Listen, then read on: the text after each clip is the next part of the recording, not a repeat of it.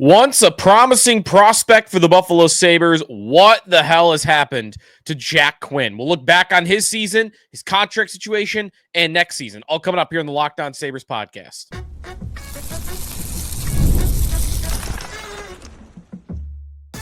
Your Locked On Sabres, your daily podcast on the Buffalo Sabres.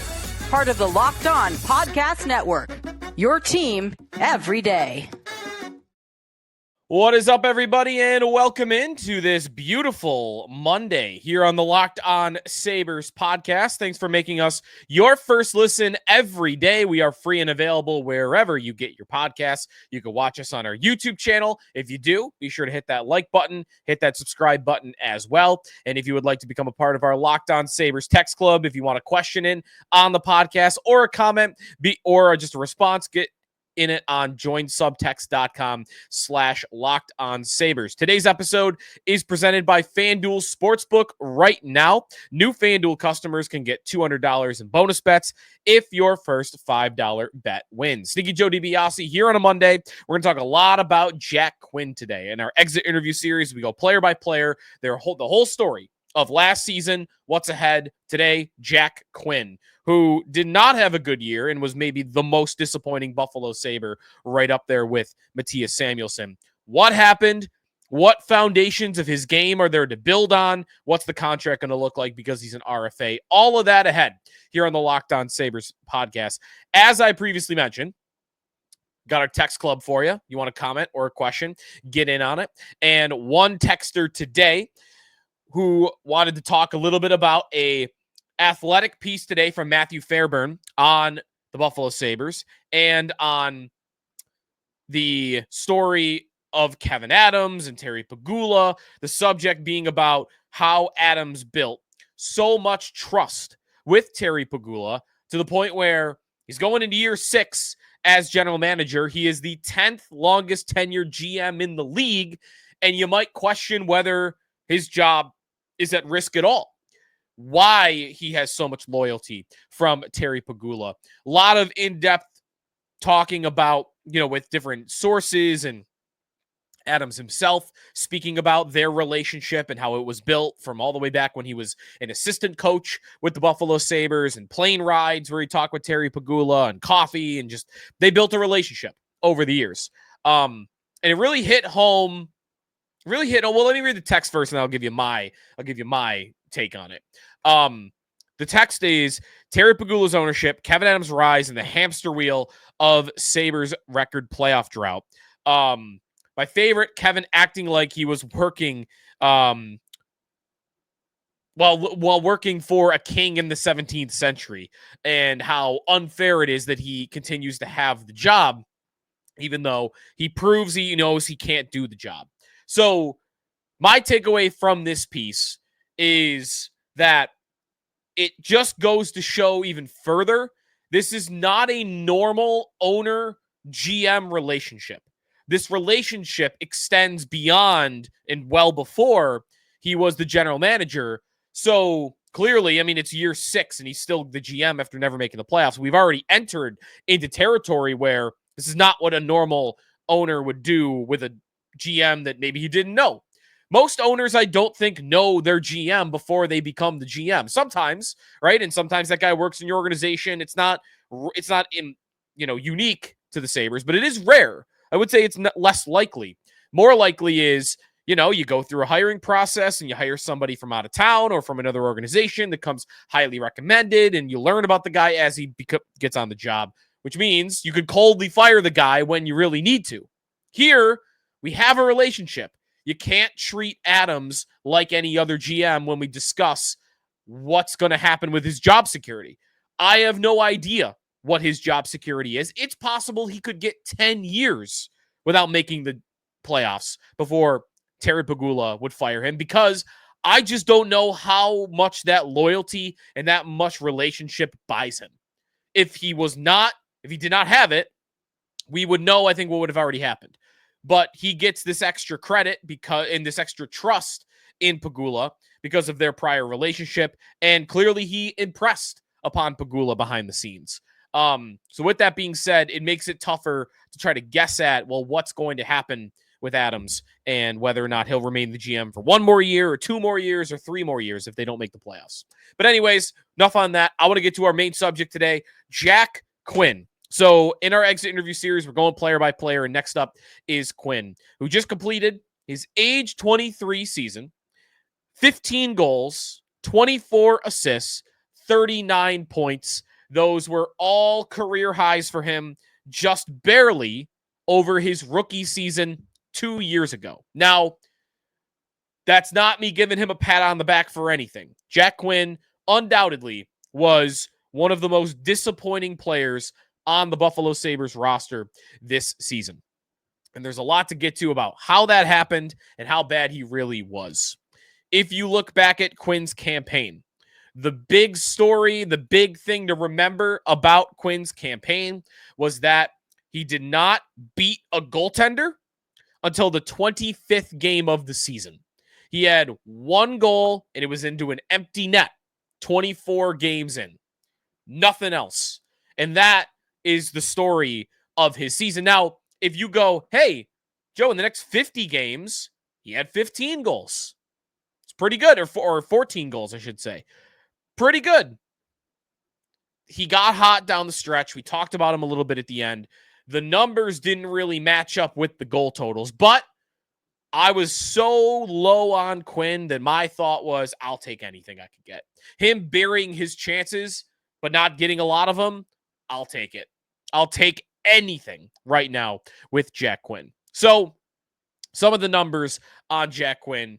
First healthy season after that Achilles injury that he had in the summer of 2024, re-injury at the end of the 2024 season, and then enters 25, healthy all year. A lot of questions, though, about his physical state and then the game itself.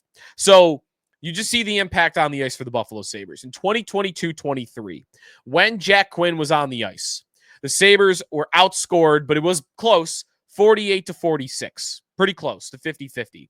In 2023-24, this was an interesting year in Quinn's development.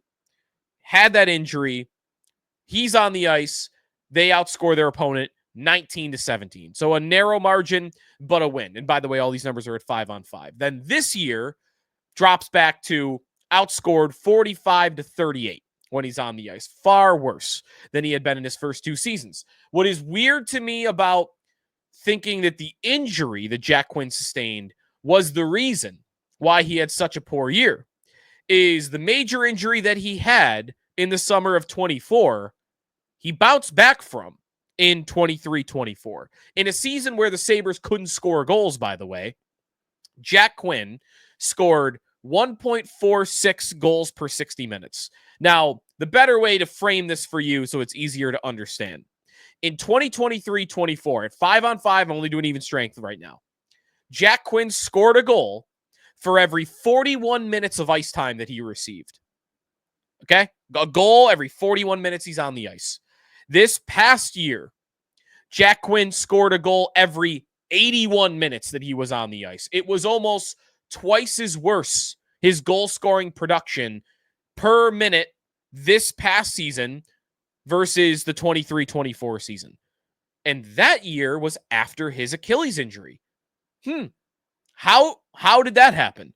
And it really is tough to figure out, but we could try to peel back the layers little by little and see, well, this, and this maybe is what happened. Teammates, I don't really think it was into teammates. Dylan Cousins getting lost in the weeds. But again, Jack Quinn, in those 19 games he played, or 27 games he played in 23-24, played in large part with Dylan Cousins. So was it the injury he had at the end of the year that caused all this and not the one that had happened in the summer? Even though it's been thought that the summer injury was the worst injury, his skating was a question that I had all year long. Jack Quinn, go to NHL Edge and you look at some of his speed metrics. In 23-24, he had 30 speed bursts over 20 miles per hour in 27 games. So 1.11 per game. In 24-25, he had 64 speed bursts of over 20 miles per hour in 74 games. So under 1 per game, 0.86. It's a pretty substantial drop by those numbers when it comes to how often did he reach top speed. Last year, not nearly as often as it was the previous season. So I don't think it's unfair to look at his skating and wonder why, or his game in general, and say it was all slower. And I don't understand why, other than maybe the injuries really did catch up with him. And that's my most optimistic way of looking at it. So what happened to Jack Quinn was, in my opinion, he was not faced with as many scoring opportunities. He last year was a very different player than what I had seen the first 2 years. What I had seen the first 2 years in Jack Quinn was a player that, let me even go way further back. When he was drafted, I thought this is a Victor Olofsson type of player. Maybe there's more of a two-way game, but offensively, this is a guy that's going to finish and bury his chances. And he might not generate a lot for himself, but he's going to score when given the scoring opportunity. And through 2 seasons, I thought there's a little of that, and it looks pretty good when he scores these goals. The wrist shot, you see some of the weight that he could put on his stick. He still has this strange way of shooting where it's almost a fadeaway. He doesn't really lean into his stick. And that's what's so confusing about how he gets so much torque on it. As someone that played, beer league hockey and as a kid, I don't understand how he gets the torque on his stick that he does when he is leaning back sometimes on a shot. But whatever, it works for him, and he scored a few goals in the league doing it that way. But he doesn't necessarily lean forward when he shoots. So Jack Quinn, what I saw for 2 years was, this guy could generate a little bit more than he could just finish. I see him making plays. I see him carrying the puck, setting others up. I thought I saw a pretty well-rounded offensive game in the making through his first, 102 games through those first 2 years. Last year, I didn't see any of that. I also saw a player, by the way, that could do some things in his own end. It looked pretty good. Last year, I didn't see any of it. I saw a player that was a lot closer to the analysis of when he was drafted of. He could shoot and not a lot else. Didn't carry the puck well last year. Didn't get with speed. Didn't look overly physical. He's not a giant body. He's average size, 6'1", 185. He's the creative player size in the NHL video game. In his own end, I thought he wasn't all that strong. So to me, I looked at a player on the overall that I saw some nice goals.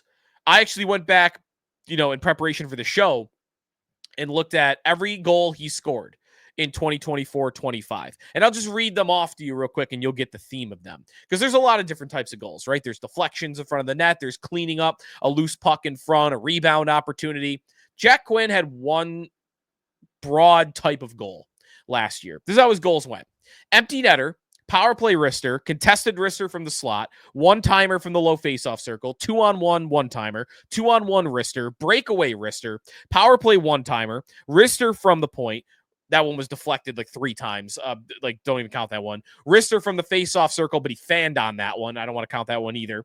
One-timer from the slot, wrister from the slot, power play wrister from the slot, breakaway wrister, 2-on-1 timer down along the goal line. He didn't score a single goal this year with a deflection. He didn't score a single goal where he was cleaning up a rebound opportunity. He didn't score a single goal where he's camped in front of the net and he's in the dirty areas and he shovels one. None of that.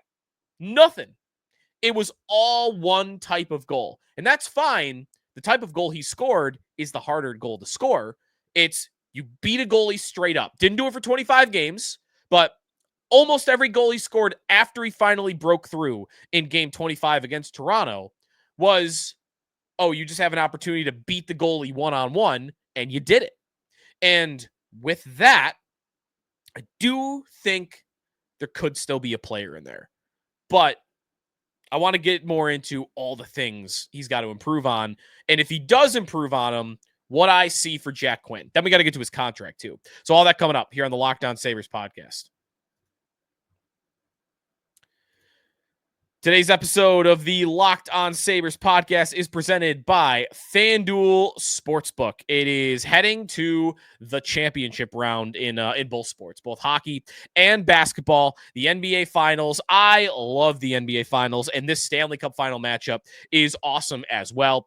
Every night is going to deliver highlight-worthy and legendary performances, legacy performances, can't-miss moments, whether it's a game-winning shot, an overtime goal, or a breakout player. There's never been a better time to get in on the action, and FanDuel makes it easy to stay in the game. Before the drop of the puck and live, there's player props, performance trends, same-game parlays. Fans have more ways than ever to bet smart and win big. You could look right now at series props. If you think Florida's going to win in 6, you can get a better odds for that rather than just winning the series outright. So you can kind of increase that as you like to go. So if you're new to FanDuel, it's also the perfect time to sign up. If you head to FanDuel.com and you place your first $5 bet, if it wins, you'll get $200 in bonus bets. How can you beat that? Make every moment more with FanDuel, an official sports betting partner of the NBA. Sneaky Joe DiBiase back here on the Locked On Sabres podcast. All right, little, breakdown of Jack Quinn's game there in the first segment was very negative, right? Doesn't skate fast, isn't physical, didn't play well in his own end this year. Teammates, I meant to mention that this year he played with JJ Peterka more than anybody on his team. He played with Dylan Cousins a lot. Now that one might not be great, but you played with JJ Peterka. JJ Peterka had a breakout year for his all-around hockey game. How does Jack Quinn playing 323 minutes with JJ Peterka not luck his way into 20 goals?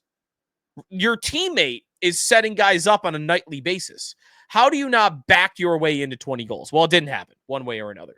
So as I just ran down that list of how he scored his goals this year, I do think you see a natural ability from Jack Quinn. It is easy to see with your eyes if you just watch the way he scores goals. There is a goal scorer in there. I still believe there is a goal scorer in there. I think there is a natural ability to shoot the puck. Here's the problem. That isn't nearly enough. Unless you are elite at shooting the puck. I don't want to just keep using Victor Olofsson as a comparable, but Victor Olofsson was a player with the Buffalo Sabres that had an elite shot and was poor in every other facet of his game. And that's how he survived making an impact in the NHL. His shot was that good. I think Jack Quinn's shot is good. I question whether it is Olofsson level good right now. I think it looks similar at times, but I don't think you could give him credit for having the same level of shot. Olofsson, in year 2 of his NHL career, scored 20 goals in 54 games. His first full season, 20 goals in 54 games. Now, if you want to say, well, Olofsson was 24 years old and Jack Quinn is still not 24 years old, that's a fair criticism of this comparable. But what I would worry about for Quinn is if you don't develop, if you don't get bigger and stronger, we talk a lot about Zach Benson and Owen Power as guys that got to get bigger and stronger. Put Jack Quinn on that list. Jack Quinn's got to add a lot of muscle, I think, in the next year or two if he wants to make it in this league. Jack Quinn, I think, showed some mental composure in his own end and the ability in his first 2 years to be a two-way player. But that's got to improve a lot from where it was last year. And you need to see a return of the offensive game. Very panicky, because he looks like a player that knows if I get into a battle here along the wall, I'm going to get out-muscled. And while a guy like Zach Benson is elite at using his balance and using his edge work and knowing angles of how to win against a player that's bigger than him, Quinn does not appear, in my opinion, to have that natural sense of that guy's bigger than me. I could still win this battle. I don't even think he acts like he thinks he could do that. And that's where that lack of confidence came in a little bit. And often when he was faced with a one-on-one battle along the boards, he lost it. So that's where, to me, if you're not going to outsmart the opponent in those plays, you got to outmuscle him, which means he's got to get bigger. He's got to get stronger. If he gets all of that, I think you have a really good player that could maximize his goal scoring ability and still be a player that could score north of 30 goals. I think if the player as a whole develops, The shot will get him to be a 30-goal scorer. But I have severe questions, major questions, about whether that well-rounded game is ever going to exist for him. And if it doesn't, what you might be headed for, a player that comes to mind for me, is Mark Mancarry. If you don't know who that is, or maybe it's a name you haven't thought about in years, this was a Buffalo Sabre, not prospect, AHL guy for years, who scored in the AHL for Rochester and Portland, 18, 23, 21, 29, 28, 32, 30. Those were his AHL totals in terms of goals. Monster shot. Why did he never play at the NHL? Because he stunk at the rest of his game. I think Jack Quinn is a better all-around hockey player than Mark Mancarry probably was in his NHL career. But when I look at Quinn, I worry, you're destined for the AHL? Is that bad? Because if he doesn't take another step as a player, what I saw last year is a guy that would be an elite AHL goal scorer, but not good enough to do the same thing at the NHL level. I think there's probably another step in there. How big is that step is the big question.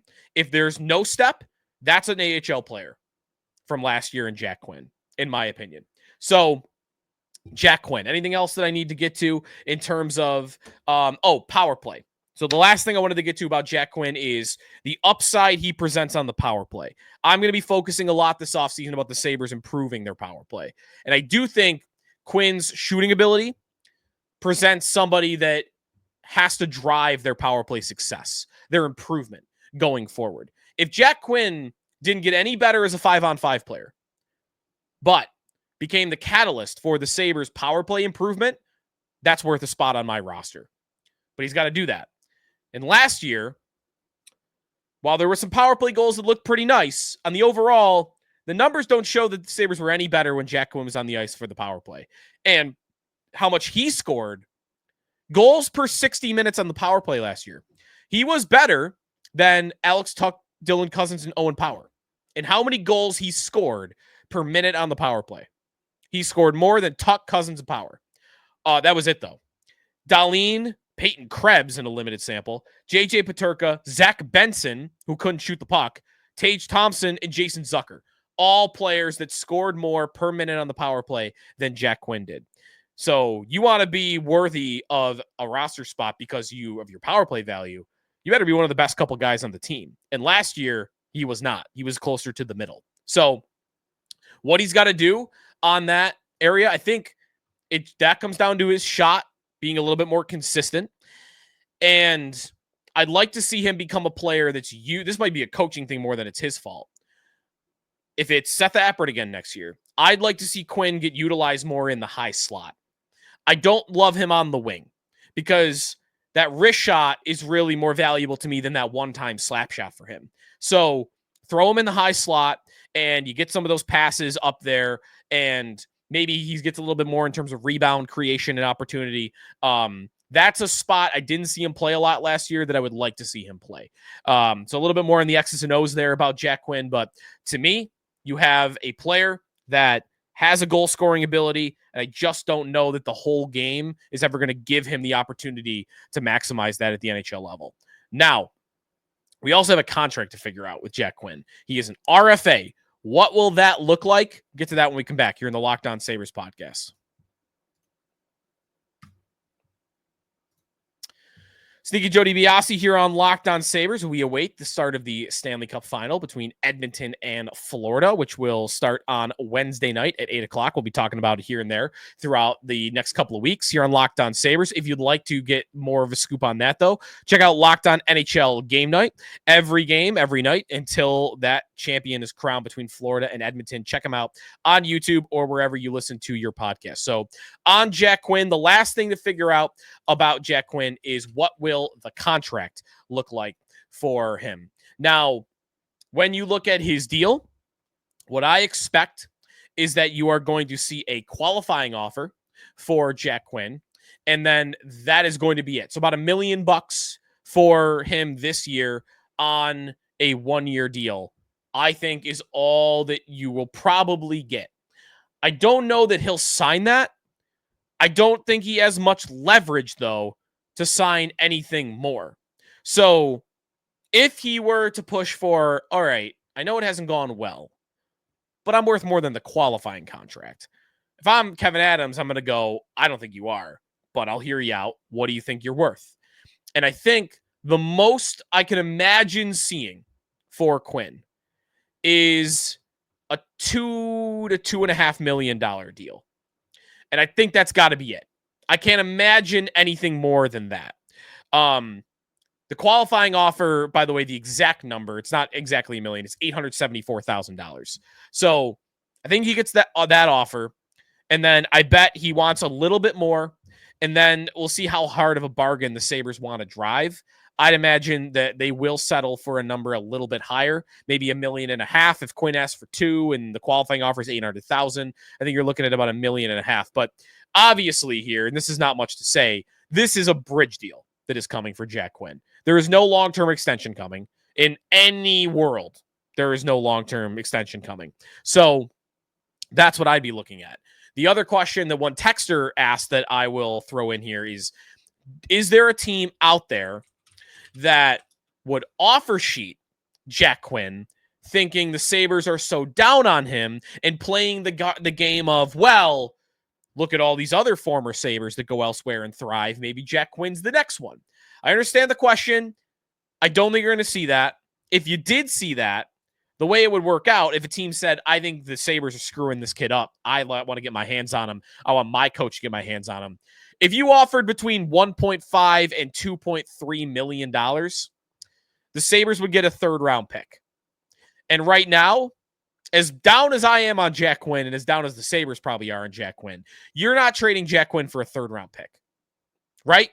I don't think so. Third-round pick is nothing to me. A second-round pick is between $2.3 and $4.6 million, and obviously he wouldn't get more than that. If a team said, let's bump it up to $2.4 million, and let's see if the Sabres want a second for Jack Quinn. Well, then I think it becomes a little bit more of a conversation. I still say no because second-round picks are so overvalued in the NHL, and I don't need more draft picks. So I'd rather take the wild card of maybe Quinn figures it out than get a second-round pick. So in my opinion, I don't think offer sheet is any type of conversation because I don't think he's worth that conversation. And two, even if it came about, I think the Sabres should just match it. As long as it's not like a 6-year deal, but I would imagine it's like a 1 or a 2-year deal, whatever they would do. And that could happen. Last year, the Blues did offer sheet a couple of Edmonton players at a very low number because they didn't think they had the cap space for it. So you could test the Sabres in that way, but I don't think so. All right, so a couple-year deal, $1.5 million, where I really end up thinking that this contract is going to lie. That's going to do it for us today here on the Locked On Sabres podcast. Any thoughts on Jack Quinn? Feel free to throw them our way on Twitter or on our text account. JoinSubtext.com/LockedOnSabres is the place if you would like to do that. Next up in the rundown, who are we going to talk about next when it comes to the Buffalo Sabres? We are going to be talking about Alex Tuch, because contract. We've got a contract to figure out for Alex Tuch too. Not this summer, maybe this summer.